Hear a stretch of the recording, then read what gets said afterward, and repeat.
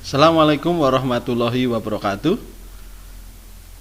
Para mahasiswaku semuanya, pada kesempatan ini saya akan mencoba menarasikan PowerPoint yang dibuat oleh Prodi PMI khusus untuk menyambut kedatangan teman-teman semuanya. Nah, Prodi PMI saat ini punya tagline bangga jadi berdaya, berdaya jadi budaya. Tagline ini adalah tagline yang lumayan baru, yang kira-kira lahir 2 tahun lalu ketika dilakukan milad atau kemudian festival pemberdayaan masyarakat pinggir sungai. Tagline sebelumnya adalah kembangkan dan berdayakan. Jadi PMI itu berusaha untuk mengembangkan masyarakat dan memberdayakan masyarakat. Saudara-saudaraku semuanya, PMI itu saat ini tercatat punya 12 dosen yang dimasukkan dalam file ini, meskipun kemudian ada beberapa dosen yang belum dimasukkan dalam bagian ini karena memang dosen yang bersangkutan punya home base di Pascasarjana, yaitu Pak Dr. Nur Ikhwan. Nanti teman-teman juga akan ketemu dengan Pak Nur Ikhwan. Nah, saya mau menjelaskan dosen-dosen ini secara sepintas. Yang pertama, Kaprodi PMI adalah Bu Siti Aminah.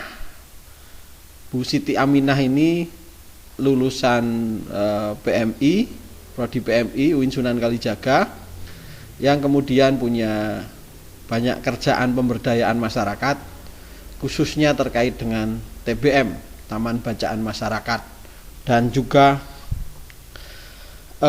mencoba melakukan penyelesaian masalah lingkungan dengan peka atau pembalut kain, pembalut yang ramah lingkungan. Kemudian di kanan gambar Bu Aminah, atau kalau sebenarnya Bu Aminah ini mungkin di kirinya Bu Aminah, tapi di kanan gitu ya, saya sebut di kanan.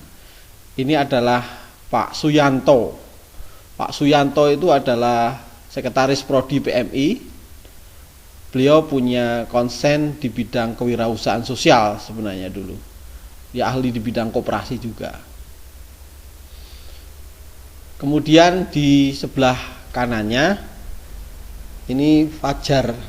Fajar itu saya sendiri. Saya punya mainan terkait dengan pemberdayaan masyarakat, kira-kira lebih kepada sungai. Meskipun sebenarnya saya konteksnya lebih ke mungkin pemberdayaan masyarakat basisnya agraris ya. Saya mencoba membayangkan pemberdayaan itu, atau kemudian PMI UIN Jogja itu punya sekolah pemberdayaan masyarakat, mulai dari sekolah tanah, sekolah api, sekolah air, sekolah udara, kayak Avatar itu. Dan saya coba merintisnya di belakang rumah saya, meskipun tentu jauh dari berhasil. Masih kita usahakan bagaimana agar lab PMI di rumah dosen masing-masing itu kemudian terwujud. Kemudian di kanan dari saya itu ada Bu Siti Samsiatun. Beliau ahli tentang resolusi konflik dan pengenal banyak kebudayaan-kebudayaan yang ada di Indonesia, terutama yang punya kaitan dengan agama. Beliau mantan direktur ICRS yang kira-kira membawai 3 universitas termasuk UGM. Kantornya dulu di UGM. Kemudian di bawah Bu Aminah, ini ada Bapak Muhammad Abu Suhud. Beliau seorang dai ulung. Beliau juga menjadi partner saya ketika mendampingi saudara semua dalam Sospem. Pak Abu Suhud ini punya konsen kajiannya lebih ke dakwah. Beliau punya banyak lokasi yang menjadi binaan atau mitra dari Pak Abu Suhud itu. Salah satunya yang cukup lama itu di Gunung Kidul, di Serpeng. Sudah ada banyak keberhasilan yang Pak Abu lakukan. Kemudian yang sebelah kanannya Pak Abu Suhud yaitu Ibu Dr. Hajah Sri Harini. Beliau saat ini ada di SPI, menjabat sebagai SPI, jadi pengawas Satuan Internal Audit Internal UIN Sunan Kalijaga. Beliau ini di PMI konsentrasinya banyak menulis tentang bencana. Terus di sebelah kanan Bu Harini ini senior di Prodi PMI, yaitu Pak Dr. Pak Afif Rifai. Beliau mantan dekan di Fakultas Dakwah. Beliau tentu punya banyak pengalaman terkait dengan dakwah. Kemudian yang sebelah kanannya Pak Afif Rifai itu Pak Royaki. Beliau sekarang jadi wakil rektor bidang kemahasiswaan dan kerjasama. Beliau kira-kira punya banyak pengalaman terkait dengan gerakan sosial. Beliau juga aktif dulu di beberapa organisasi NGO yang kenamaan seperti IRE. Di bawahnya Pak Abu Suhud itu ada Bapak Dr. Ayis Muslim. Beliau ahli, ya bahkan bukan sekedar bisa dikatakan ahli ya. Bahkan mungkin bukan sekedar ahli, tapi sudah mewujudkan. Memang beliau sudah bisa mewujudkan pemberdayaan berbasis sampah. Jadi beliau mengelola sampah yang ada di masyarakat menjadi konsep, menjadi semacam bank sampah atau sedekah sampah, yang dari modal sedekah sampah itu kemudian dipakai untuk memberdayakan di beberapa bidang. Kalau teman-teman ke Yogyakarta, apalagi lewat Prambanan, teman-teman wajib untuk datang ke tempatnya Pak Ayis.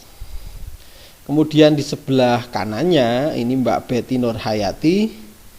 Ini dosen baru yang punya energi baru juga, yang saat ini kira-kira diberi amanah untuk menghidup-hidupkan lab PMI. Jadi lab PMI itu isinya adalah bagaimana keterampilan-keterampilan teknis yang tidak diajarkan di kelas itu dipelajari dan diperdalam di lab. Lab ini nantinya kita harapkan juga akan menjadi garda paling depan ketika melakukan kerjasama dan pengabdian masyarakat. Sebelahnya Pak Ahmad Izzuddin. Pak Ahmad Izzuddin ini punya hobi menulis dan saat ini beliau adalah orang yang paling tahu tentang jurnal pengembangan masyarakat, pemberdayaan masyarakat milik Prodi PMI. Dan sekarang alhamdulillah sudah masuk ke Sinta 2. Kita berharap semuanya berharap ke depannya nanti jurnal pemberdayaan masyarakat akan menjadi jurnal yang berkualitas internasional, masuk Scopus gitu. Kemudian di sebelah kanannya ada Mas Radian Aditya, Mas Adit. Mas Adit ini banyak konsen di bidang CSR, Corporate Social Responsibility. Sama dengan Mbak Betty ini juga ahli di bidang CSR juga. Nah, untuk selanjutnya kita mengenal PMI. PMI kira-kira lahir bersamaan dengan era reformasi tahun 1998 teman-teman belum lahir ya. Gelar di PMI itu sarjana sosial, ESOS, kemudian akreditasinya A. ESOS ini sama dengan Visipol di fakultas-fakultas atau universitas yang lain. Masa studinya itu 4 tahun atau 8 semester idealnya. Ya kurang lebih 4 tahun atau 8 semester. Visinya bisa teman-teman lihat sendiri, unggul dan terdepan dalam pengkajian dan pengembangan masyarakat.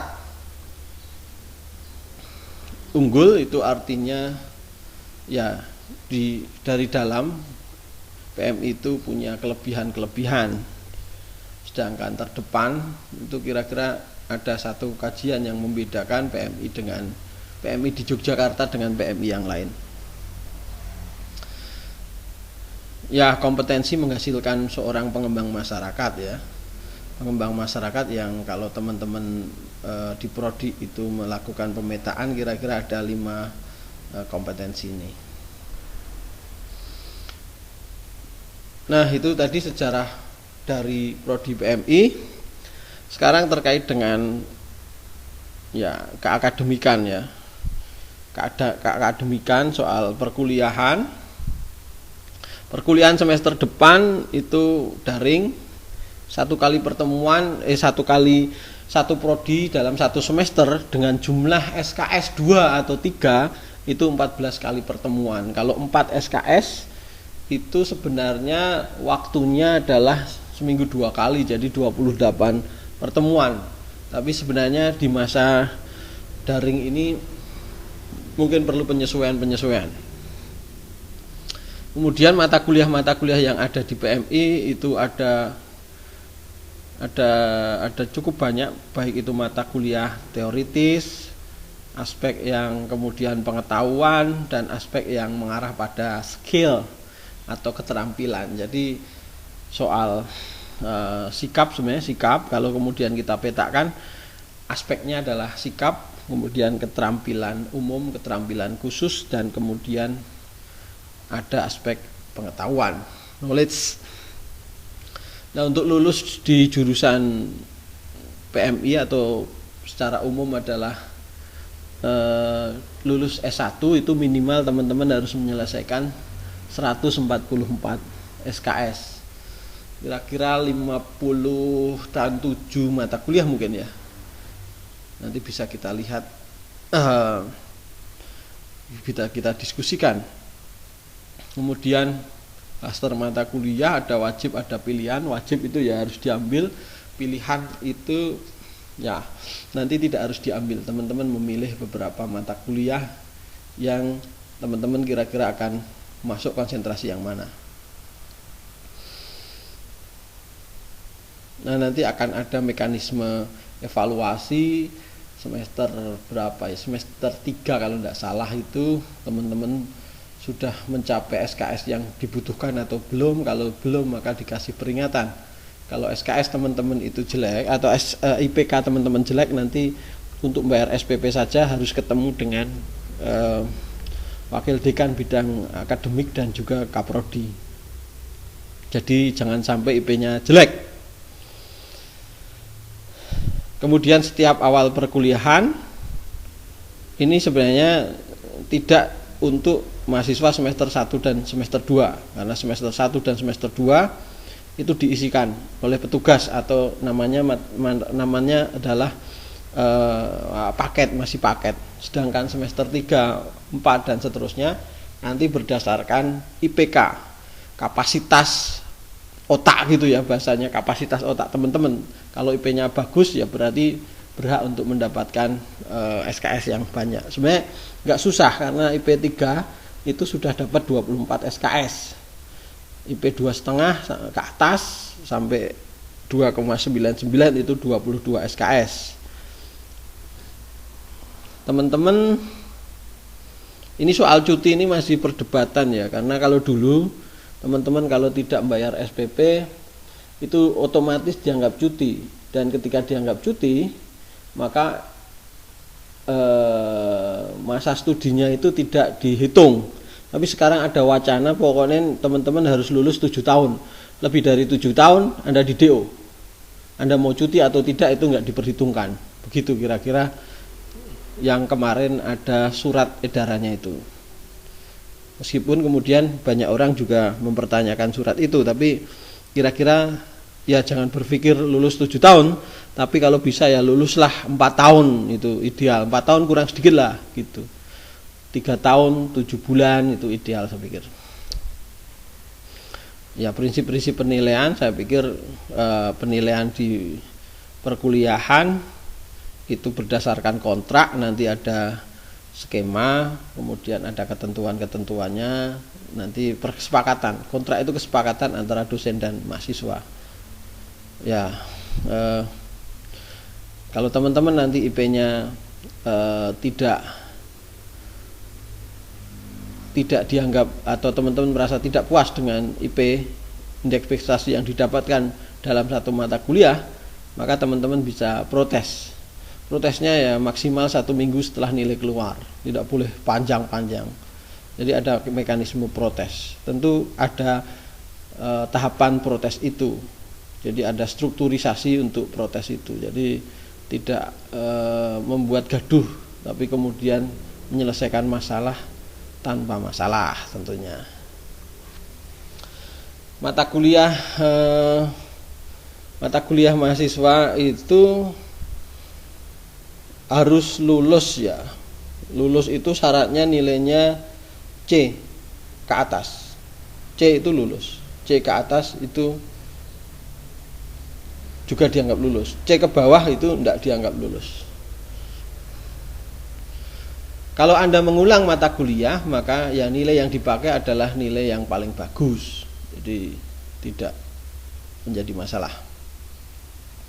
DO saya pikir, saya berharap teman-teman tidak sampai mendapat peringatan, apalagi DO.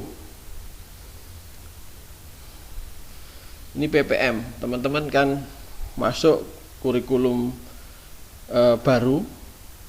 Kurikulum yang paling dikenal adalah kurikulum Merdeka Belajar. Kurikulum Merdeka Belajar itu teman-teman punya hak ya, hak itu bisa digunakan bisa tidak untuk studi di luar prodi di satu fakultas dalam satu semester, kira-kira maksimal 20 SKS, digunakan satu mata kuliah 3 SKS juga boleh. Kemudian punya hak juga untuk mendapatkan 2 semester 40 SKS, kegiatannya bisa magang, bisa praktikum, bisa menulis, bisa tukar pelajar dengan prodi lain baik di dalam atau di luar negeri. Itu nanti salah satu bagian dari kurikulum Merdeka Belajar. Nah, ini beberapa gambaran kegiatan mahasiswa di PMI. Saya pikir ada banyak gambaran kerja yang lain juga. Ini PMI, ini hanya sebagai satu alat aja. Ini adalah instrumen alat aja ya. Jadi jangan kemudian teman-teman membayangkan ya di PMI itu jadi koki, tukang masak, bukan. Ini adalah sarana keterampilan yang dimiliki oleh mahasiswa PMI agar ketika dia itu membersamai masyarakat, ada satu yang bisa dipraktekkan, ada yang satu bisa dikerjakan bareng-bareng dengan masyarakat. Ini juga aktivitas mereka. Kalau tadi masak-masak, ini lebih ke keterampilan teknis lainnya ya. Ada keterampilan pendampingan juga. Nah, di sini juga ada PKH juga. Ini praktikum, ada hubungannya dengan praktikum. Kegiatan praktikum. Nah, ini kuliah umum dengan beberapa orang. Ini kuliah dengan teman-teman mahasiswa. Ini mendampingi masyarakat di Gajah Wong. Ini kuliah dengan orang Jepang yang kebetulan sedang studi dan melakukan riset di di Indonesia. Nah, ya kita berpikir alumni PMI itu harus bisa, ya tidak hanya mendapat pekerjaan, tapi dia harus menciptakan pekerjaan. Maka kompetensi kewirausahaan sosial itu menjadi penting dimiliki oleh mahasiswa PMI.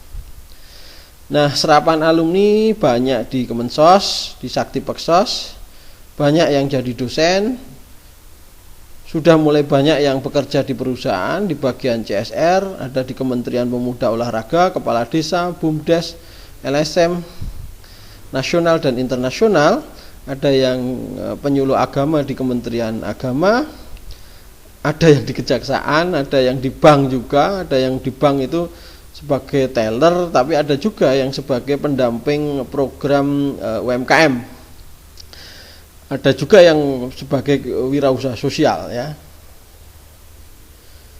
Medsos di PMI ini, PMI sudah punya Facebook, Instagram, website, YouTube. Ini gambarannya yang sudah dilakukan. Ini diskusi bulanan, monthly discussion. Ini aktivitas